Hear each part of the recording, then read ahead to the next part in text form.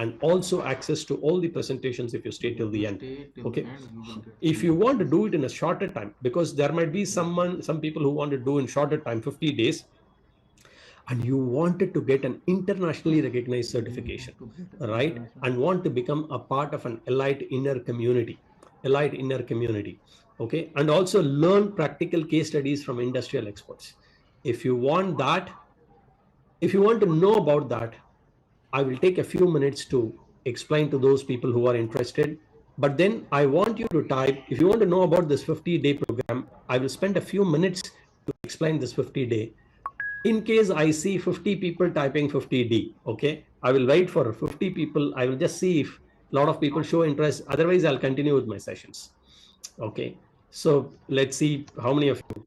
Okay, there are quite a few people who wanted to know about the 50-day program, and people who have come here for knowledge sharing. I request your permission for a few minutes to explain them about this 50-day program.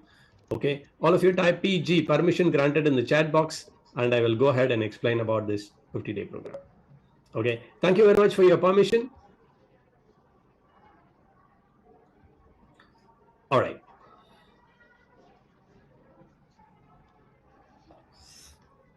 All right. So the 50-day program is divided into modules of day 1, day 2, day 3, day 4, day 5, day 6, day 7. Okay, these are all self-paced videos. Okay, these are all self-paced videos for 50 days. Each day you will have a quiz also. And after 50 days, and each day is around 45 minutes on an average, okay, of learning. You write a quiz, practice quiz, and then after 50 days, you write a final quiz online, and you will get an internationally recognized certification. Okay, and we are globally recognized and accredited to Council for Six Sigma certification. Okay, this is specially designed for people who wanted to go on a fast track, not 50 weeks, but 50 days on a fast track. Okay, so that's why we call it as a career acceleration program. Career acceleration program is based on the 3E model. What is this 3E? Education, environment, and experience. Let me quickly explain to you. Education. Okay, education, we share the best business practices on Lean Six Sigma Kaizen in the form of videos, presentations, case studies, books, and articles. There are quite a few of them who do like this, but if you just go through recorded videos, presentations, case studies, and write an online examination, I have personally found, when I have interviewed hundreds of people, that when they come for interview, they don't retain the knowledge. Their knowledge is not up to the mark. How many of you agree? Type agree in the chat box. If you super agree with me, type SC. If you super agree, you can type SSC in the chat box. Okay, that's why what we have done is we have made it as a hybrid model. We have made it as a hybrid model. What is this hybrid model? Let me explain to you. Once you are a part of the inner circle, we bring you into our inner circle community where there are experienced people of trainers, coaches, consultants, directors, CEOs, CFOs of organizations, senior management organizations, and we have all the qualified members, and we have panel discussions. I come live every week. Okay, we have job postings, question answers, and also we give you the experience of, industry experts who come live and share the case studies. I personally come live and take on a Six Sigma lean topic. I conduct mock tests, quiz challenges, so that you have to go through the self-paced videos. We will give you a plan for that. All the world-class content will be given to you. But our request is you have to come to our environment so that it becomes a lifelong learning for you. Every week you need to commit yourself some time, come to the live sessions, and also experience hear from the industry experts, go through these mock tests, quiz challenges, so that you can truly become number one. Okay, how many of you want to be a part of this career acceleration program? Type CAP in the chat box. If you really want to be a part of this career acceleration program, type CAP in the chat box.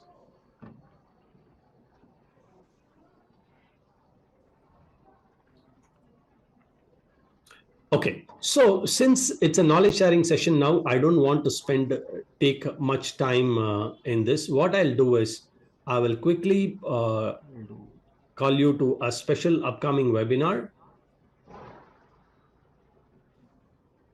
Okay, let me quickly share the link with you in the chat box.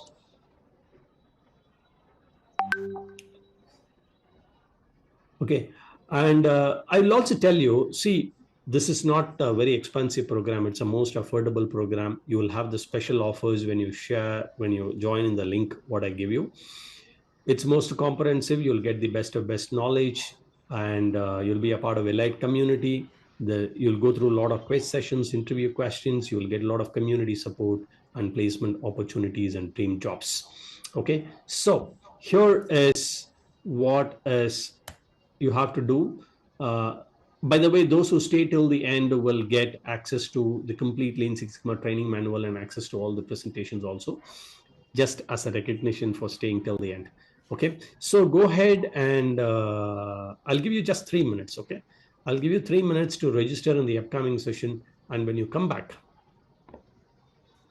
okay, when you come back, I will start the amazing learning for today. Okay, people might be wondering, what will I share in the upcoming session?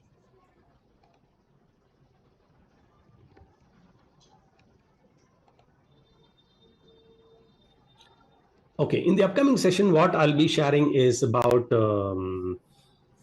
particularly a few things that I'll share. I will share about how these problems, three steps to really accelerate your career. Okay, the first step is you learn the art of problem solving. The second step is you become a lifelong learner and become a change leader. The third step is you start building yourself and growing yourself. But most important thing is I clarify something called, what is the prospect for Lean Six Sigma professionals? Okay, I'll share with you how people have doubled, tripled their salaries with this certification. I will share you some testimonies of that.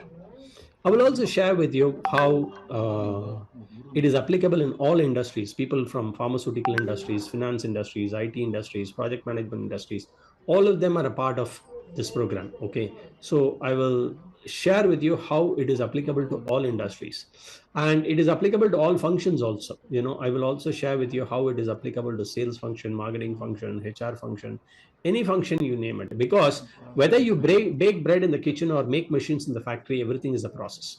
Okay, whether you bake bread in the kitchen or make machines in the factory, everything is a process. Excellence is all about identifying those activities which doesn't add value from the eyes of the customer and systematically eliminating is called as a world of lean. All right, systematically eliminating world is lean, and systematically reducing variation is Six Sigma. Okay, so lean and Six Sigma are two powerful weapons which are used to actually solve problems in the workplace. Okay, and that is why even if you are a very retired person or if you're in the senior management, I would sincerely request you to contribute to the industries. Okay, there are a lot of small and medium enterprises who are struggling to scale up their growth and profitability. The world needs each and every one of you.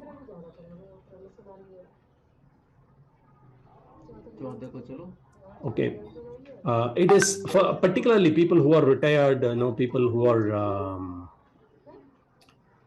20 plus years experience, 30 plus experience. They always wonder what they will do after retirement, or they wanted to actually transform organizations. So if you really, once you are very senior, it is time for you to contribute back. It's a very respectful job. So if you're really passionate about this lean training, coaching and consulting, type LTCC in the chat box. Type LTCC in the chat box. So what I'll do is I will share with you.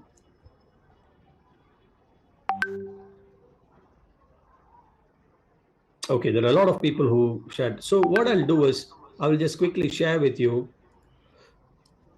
this form which you fill, and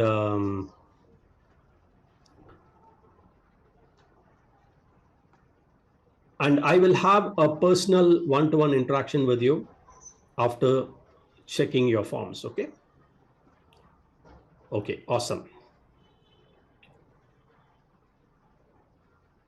Now over to this amazing learning.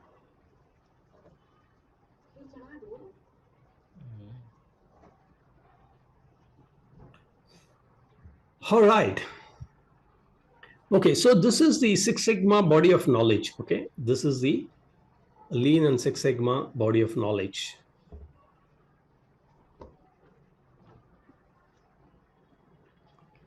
And I will share with you all these presentations and complete content here, whatever that is given here. I'll share with you these 3 chapters if you stay till the end. I will also share with you all these 4, 5, 6, 7, 8, 9, 10, 11, all these 11 chapters, okay? If you stay till the end.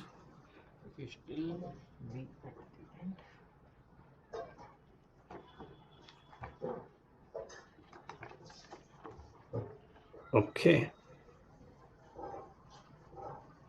Okay. This is such a, I'll fold all the subtopics because this is such an elaborate set of topics. Okay. Now, we have gone through chapter 12, chapter 13, chapter 14. In chapter 14, we are in the analyze phase where we are going to do a graphical analysis and we are going to go into the depth of Pareto chart. Okay.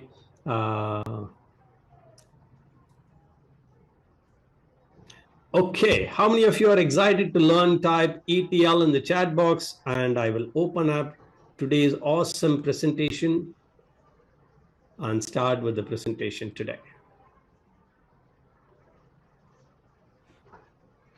Graphical analysis, Pareto chart, root cause analysis. All right, great.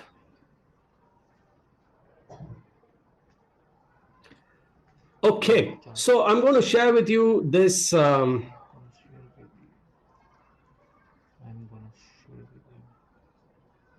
what do you see on the screen? Just type so that I know you're on the right screen. All right. Great, thank you very much. So if you stay till the end, Peter is asking whether you'll get the soft copies of presentation. Yes, if you stay till the end, you will get all these presentations, okay? No problem.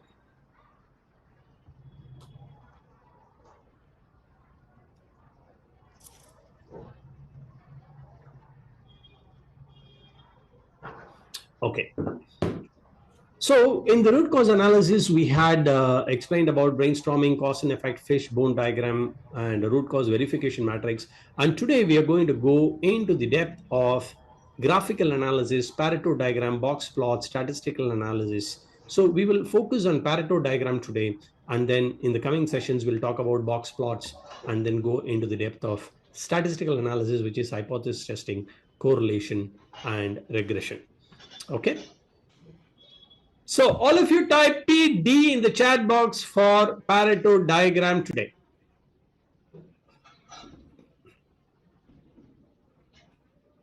As I told you in this online session, I can't see you, I can't hear you. The only way that I interact with you is through the chat box. I want a lot of interactions in the chat box, okay, today.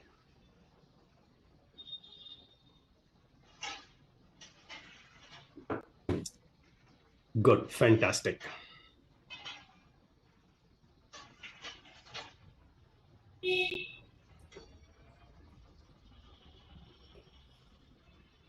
Okay, the Pareto diagram is a bar chart. Pareto diagram is one form of a bar chart arranged in a particular order, which is the descending order of frequency. All of you type BC in the chat box. Bar chart. Pareto diagram is a form of a bar chart arranged in a particular order. And it is also called Pareto principles, which is 80-20 rule. All of you type 80-20 in the chat box. All of you type 80-20 in the chat box.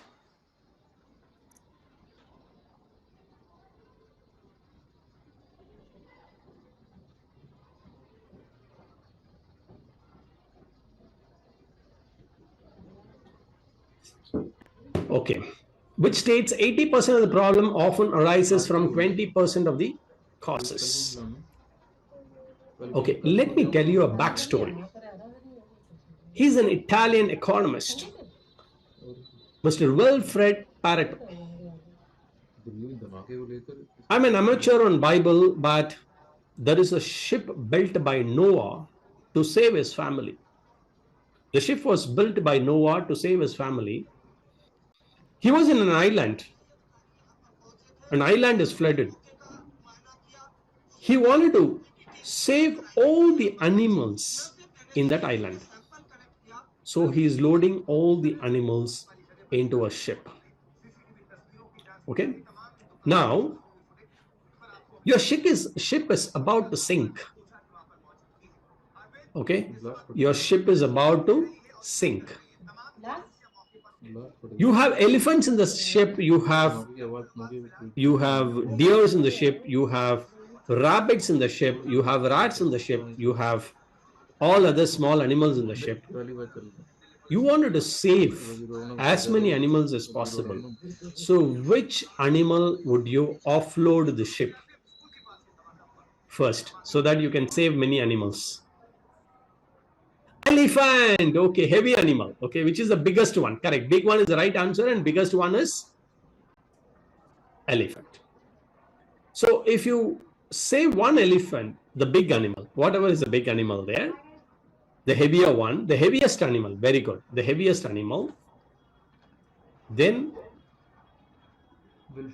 you can save many other animals, right? So if you're a Noah and your ark is about to sink, look for elephants first, because you can throw over a bunch of cats, dogs, squirrels, and everything else. You can throw a lot of this, but that is just a small animal and your ship will still keep sinking. But if you're able to find one big animal, say example elephant, to get out of the boat, you are in much better shape. So, and hence introducing this 80-20 rule. So a quick question answer on this. Now that, so I'm just sandwiched this entire modules into a lot of question answers. Okay, and I will be asking a few questions. Okay, what is the primary purpose of the Pareto diagram? Okay, to display trends over time, to identify the causes of variability, to prioritize the most significant factors contributing to the problem, to establish correlation between variables. Okay, so let's see some answers in the chat box.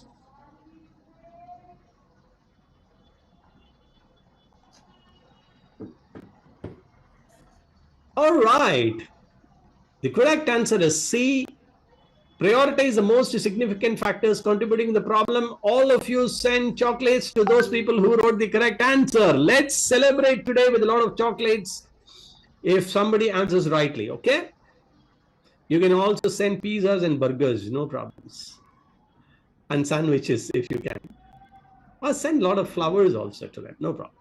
So Pareto principle, Wilfred Pareto, who was there 1848 to 1923, he said, if you put 20% of efforts, you can get 80% of the results. Okay, thank you very much for your active participation with a lot of chocolates, yummy chocolates in the chat box. Okay, let's come back to a series. Oh, somebody has sent ice cream also. Hi, Gargi. Nice to see that ice cream. So there is a book called Secret to Success, by Achieving More with Less. Okay, so this is a very interesting book. So let me introduce you to the Pareto principle in a very interesting way. There are a lot of rats, okay? And I'm dividing the rats into 20%, 20%, 20%, 20%, and 20%. And you see one rat which is 20% is missing. And find out that one, that is the one that has eaten all the cheese in your house. Okay. Okay, I found this cartoon somewhere, so I thought I'll use this for illustrating this. The Pareto principle is described as 80-20 rule that says that in many situations, roughly 80% of the problems are caused 20% of the contributors. Okay, so Vital few, trivial many. Vital few, trivial many. All of you type VF and TM in the chat box. Vital few. Vital few means very important few. Trivial many means not so important many. All right. So the Pareto principle implies that we can frequently solve a problem by identifying, attacking a vital few sources.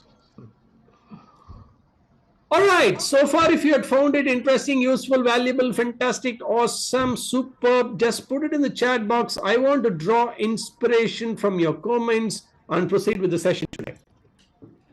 Thank you very much, Mohan Kumar, Nandini, Christopher, Pranshu, Peru, Mamta Shah, everyone. Thank you very much for that. Okay, let me proceed with the session today. Those who have not registered for the upcoming seminar, webinar, please click on the link and register right now so that you secure your seat for tomorrow. The question: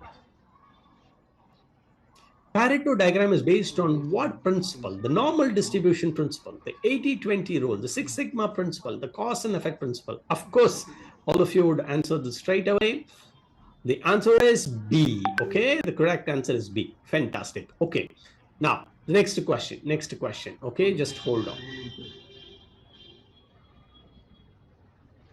The next question is, what does a 80-20 rule in Pareto imply? Okay, 80% of the problem come from 20% of the causes, 80% of the solution comes from 20% ideas, 80% of the data is irrelevant and 20% is useful, and 80% of the F results in 20% of outcomes. So what is the right answer? Let's see in the chat box.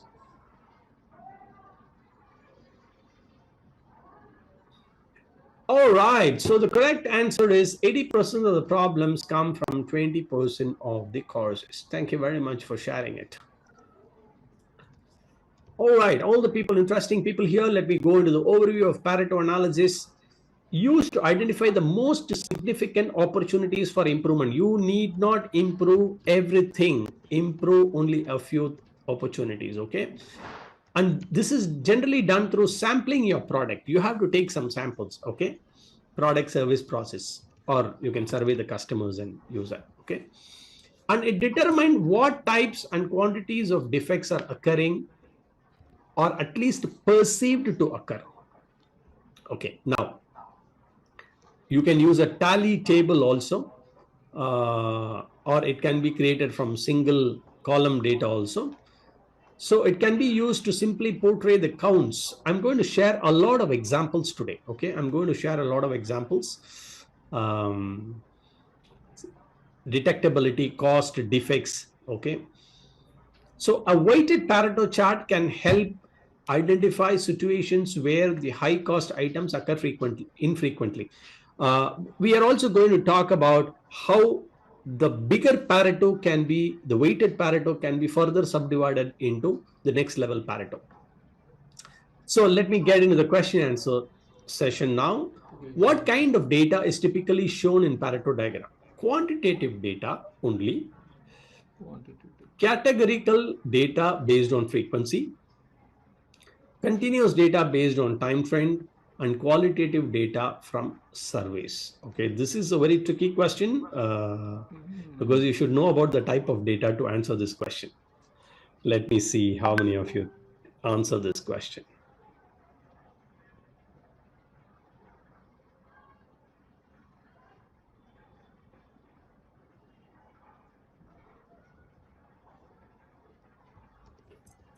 Okay, there are mixed answers here. Let me settle this clearly.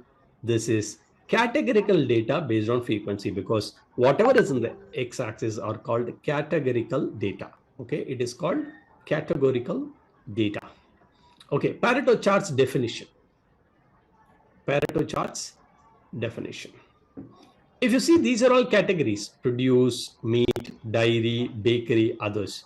So if you see the title here, grocery stores spoilage, because in any grocery stores there might be some spoilage that is happening. Something might get spoiled.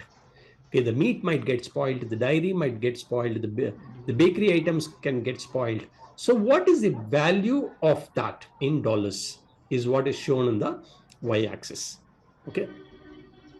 Now, a Pareto chart is a graphical tool that helps you to break problems down into parts and identify which parts are most important. So in the diagram given here, which is most contributor? Type in the chat box if you're able to see that. Which is the maximum contributor? Produce. Okay. Now, produce. What is produce? Let's see further. Okay. Let's see further. Now, the produce can also be split into many things. But for those who are here for the first time for the Pareto, okay, let me explain you the component. Okay, this is the title of the chart for what duration this is that we have taken. The amount of spoilage or frequency, we call it as a frequency. And these units are clearly labeled here. And this is called categories. Okay, and that is why I said categories is the right answer there. Okay, the data is divided into categories, and the other category is always the last one, even if it is not the shortest. Okay, the height of the vertical axis should represent the sum of all the occurrences. Okay, so the bar height shows the relative importance. The bar height shows relative importance. It is arranged in the descending order with tallest bar on the left and the shortest on the right. If this is clear on a scale of 1 to 10, please give me a 9 or 10 if it is super clear.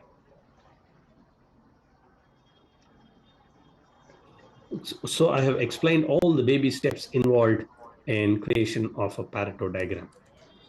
Fantastic. So now you should be able to answer these questions. The question is, in Pareto diagram, which axis represents the frequency count of occurrences? X-axis, Y-axis, Z-axis, and secondary Y-axis. Frequency or count of occurrences. Okay, you should type A, B, C, D, okay? You should type A or B or C or D, okay? Okay. Now, if you observe carefully, the frequency is always on the y-axis. All of you type B is the right answer. You should type either B or Y is also okay, but B is what is you should select, okay? Okay, let's go through some case studies here. This is a case study of insurance companies. And insurance companies, if you see here, let's say the type of complaints that they have taken in a particular year, it is type of complaint is service, fire, underwriting, agent, service, fire, service, etc., etc. So they keep on complaining and tally.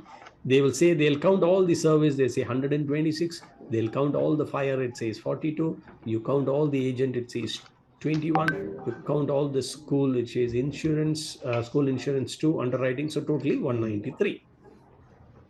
So in response to the corporate mandate to improve customer satisfaction, the senior manager at a state headquarters for the insurance agency decided to look at customer complaints from the previous year.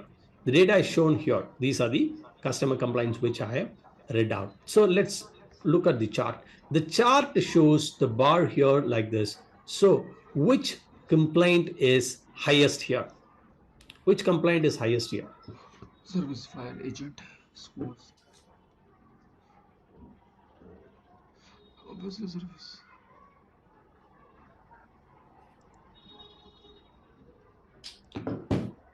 Okay. Service is the highest. Fantastic. Obvious. So we have seen the graph. So quickly it tells us. Now the question is, how does looking at data in a chart aid your interpretation? Okay. And what would you do next? I'll just give 1 minute for you to type in the chat box. What would you do next? Just one sentence you type. Only 1 minute I'll give you. What would you do next?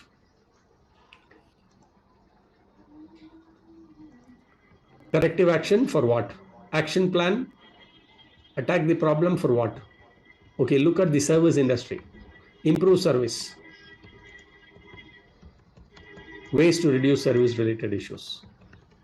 Fantastic. Okay, thank you for all the answers. Somebody says kappa, corrective action, preventive action, all that. Okay, good. So you need to practice. Unless you practice this, you will not know the real importance of this. Okay, now I'll give you some instructions. Uh, in the coming slides, you will see several examples of Pareto principles and read over them and come up at least with 2-3 examples from your own work. Okay, you have to relate to your own work. Only then you will really be able to relate. Okay, where you think there are vital few factors that cost most of the problem. Okay, so you can, when you do this exercise inside your company, you can share your answers in the whole group. Okay, and you can allot 5 minutes for that, and you can give one example like this. Let's say we get into a hotel. Okay, in typically in hotel, you might all have gone to a hotel. So what are the types of problems that you have seen in the hotel? Just type in the chat box, what are the problems that you typically you've seen in a hotel? Let's see. Delivery of the order. Okay, what are the typical problems that you have seen in the hotel? Whenever you have gone to the hotel, what are the typical type of problems that you have seen?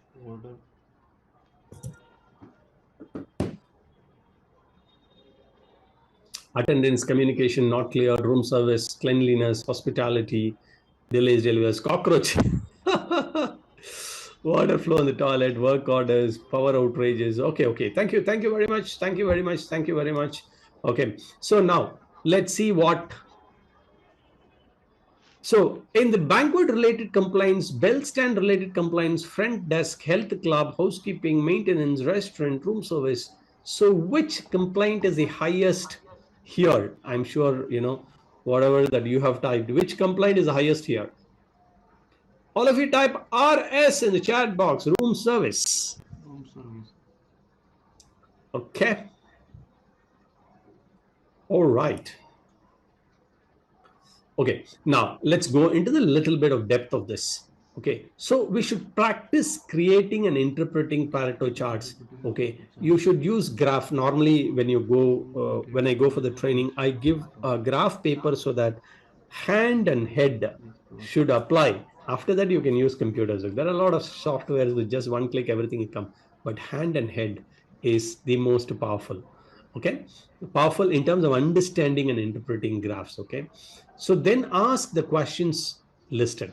Okay, and be prepared to discuss in a group. If you want to become a trainer, consultant, coach, you can use this and then ask them to give them 10 minutes and ask them to discuss. Okay, this is a sort of a grid paper that you can give it to them and ask them to plot it so that they find it very interesting.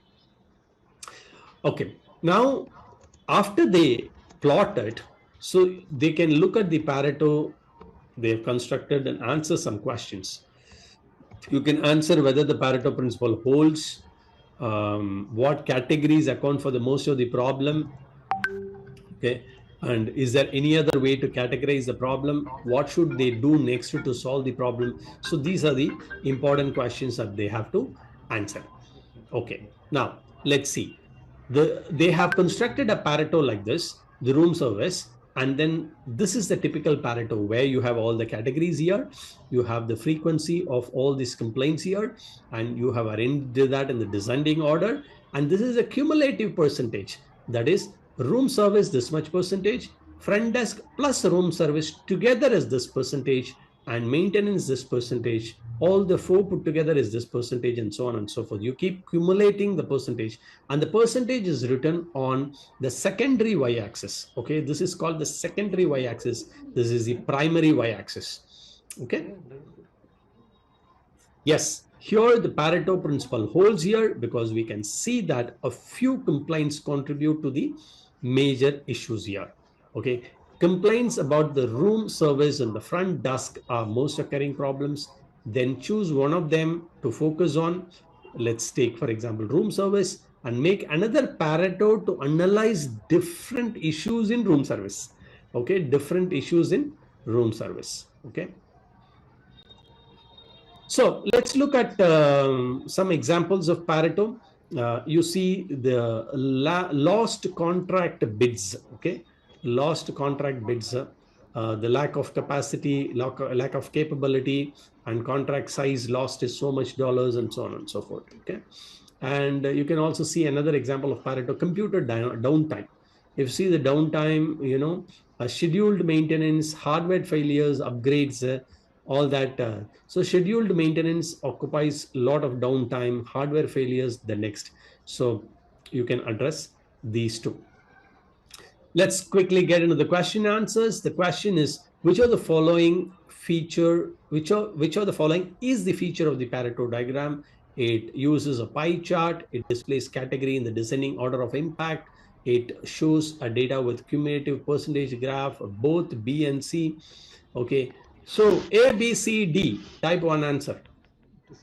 Okay, D is the right answer. Fantastic. Okay, congratulations to all those people who typed a D in the chat box. The second question is, in the Pareto diagram, the cumulative percentage graph is used to show what?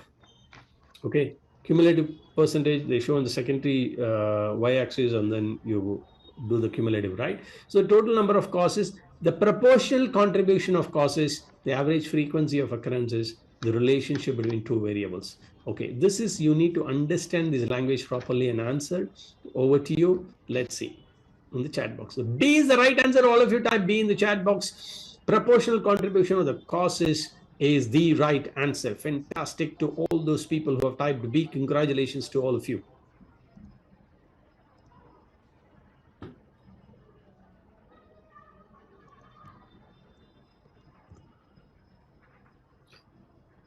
All right.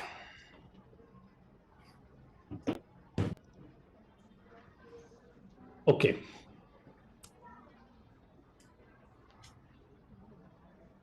So let's look at some examples of Pareto here. Most of the calls to customer service line concern only a handful of many services offered. Okay. For example, if you see the customer concern things here, okay. Let's see what all the things that is concerning the customers here.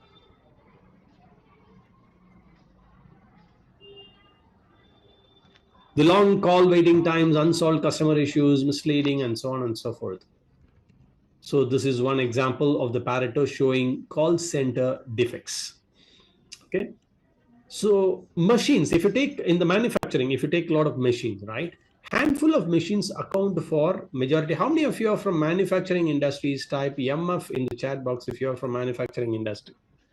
How many of you are from manufacturing industry? Okay, there are quite a few from manufacturing industries, so you must be relating to what I'm saying here, right?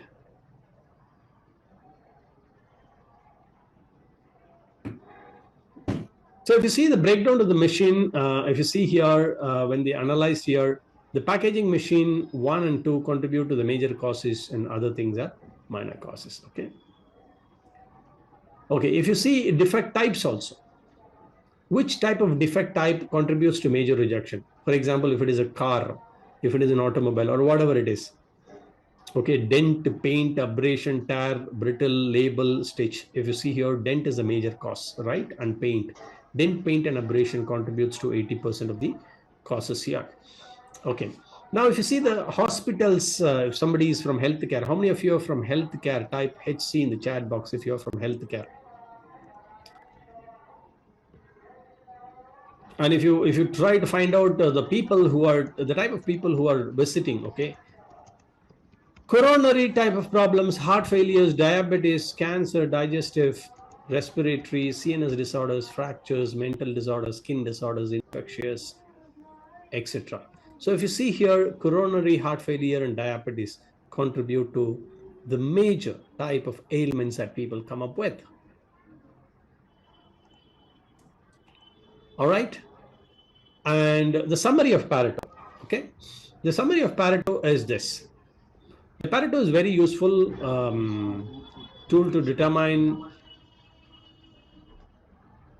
which steps in the process contribute to the majority of defects, and also to find out which are all the bottlenecks. Okay, it will help you prioritize and focus your efforts.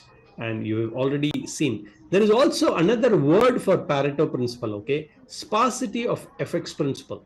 Okay, sparsity of effects principle. All of you type SEP in the chat box. If it is a new learning for you, type NEW new in the chat box. Sparsity of effects principle. All right. Or the 80-20 rule. Okay, 20% of the variable cost 80% of the problems like defects, variations, etc. And 20% of the product line. If you are in a different product line, a few product line will contribute to major rejections or waste, or few product lines will contribute to major profitability. Okay, or 20% of the defect might generate 80% of cost of poor quality. The cost of poor quality might be due to different defects, and a few defects might cost a major contribution to the cost of poor quality. Okay, if you see the Pareto chart uses, okay, understanding the pattern of occurrence of the problem, it's of a great use. You can judge the relative impact of various problems. You can track down the biggest contributors to the problem. You can decide where to focus your effort. Okay, so my question is, you'll have to review and practice. So you please go ahead and think of your project and try to answer a few questions. Give them, go back to your workplace, arrange for your team meeting, and ask, do you have any data now on your process that you could display on Pareto or a frequency plot? Which plot would be acceptable? Why? What do you think you could learn, and all that? And what questions do you want to answer where a frequency plot or a Pareto might help? And what data would you collect, and revise the data collection plan if it is required? Okay, so a few questions before we end the session today. Which of the following step is not a part of Pareto diagram? Okay, which, please understand the question carefully, is not a part of constructing a Pareto diagram. Okay, collecting the causes, collecting data on the problem causes, sorting the causes in the ascending order, drawing bars for each of by frequency, and plotting a cumulative percentage line. Okay, let me see the answers in the chat box. Excellent, excellent. B is the right answer, because collecting the data on the problem causes we will do. Drawing the bars for each cause by frequency also we do. Plotting a cumulative percentage line we do. But sorting the cause is not in the ascending order, but we sort in the descending order. Okay, so this is the right answer. Fantastic. I think people are very, very observant today. Thank you very much. And last couple of questions. When using a Pareto diagram in quality management, which is typically the next step after identifying the most frequent causes of the problem? Begin working on the solution for all causes. Focus on eliminating the least frequency causes first. Concentrate effort on most frequent causes, and recollect data to confirm the results. Okay, I think this is an easier one. I'm sure all will answer the right. All right, concentrate effort on the most frequent causes is the right answer. Thank you very much for an amazing response today. And question: Pareto diagram helps in identifying minor and less frequent issues, highlighting the vital few factors causing most problems, determining solution-based past performance, or measuring employee productivity. What do you think is the correct answer? Highlighting a vital few. Awesome, awesome. All right. So if you found today's session interesting, useful, valuable, fantastic, awesome, put it in the chat box. I'll draw inspiration now. What you've been waiting for, sharing all the presentations, I will share it in a minute. Okay, I'll be sharing with you now the Lean Six Sigma Green Belt Training Manual. I'll also be sharing with you all the presentations, chapter 1, 2, 3, 4, up to chapter, I think, 13. Okay, I'll share all the things, and I will also share the link to how you can upgrade yourself. If you found today's interesting, safely.